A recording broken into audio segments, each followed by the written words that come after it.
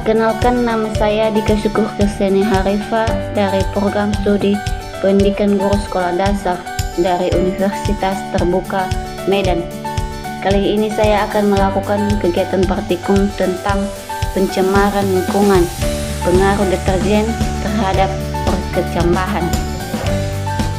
Di sini saya sudah menyediakan alat dan bahan, yaitu saya menyediakan tisu, wadah, air deterjen yang sudah di label kecuali label kontrol.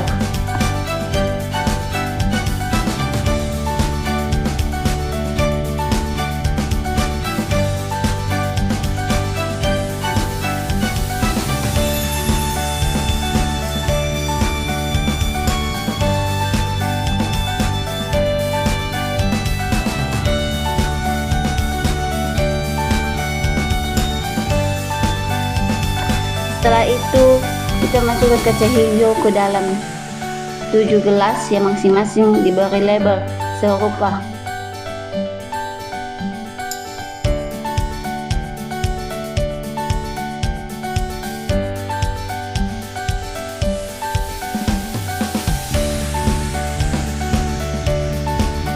Setelah itu kita siram kacang hijau menggunakan larutan deterjen sesuai persentasenya, kecuali label kontrol.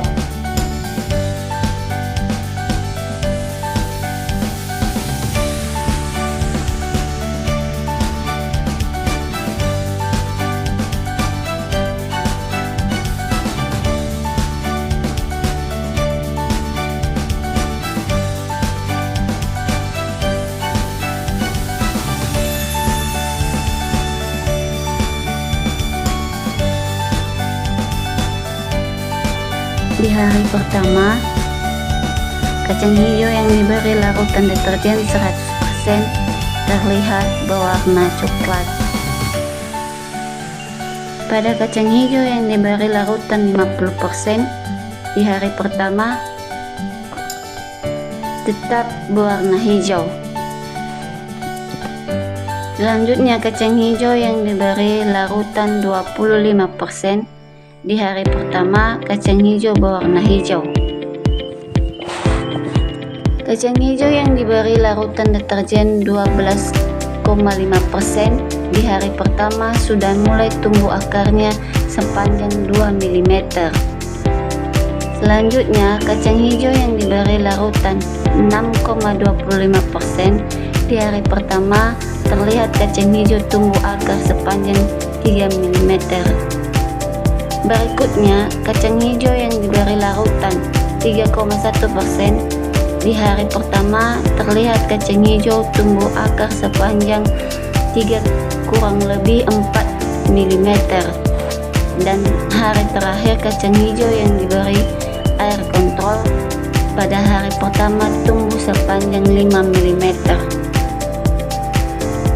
Dan masing-masing kita siram kembali dengan air deterjen.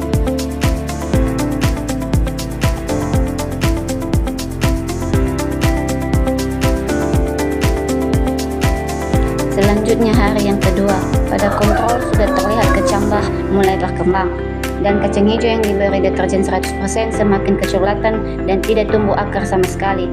Kacang hijau yang diberi deterjen 50% sedikit muncul kecambah, dan 25% juga muncul sedikit kecambah, dan yang diberi deterjen 12,5% juga sudah banyak yang muncul akar.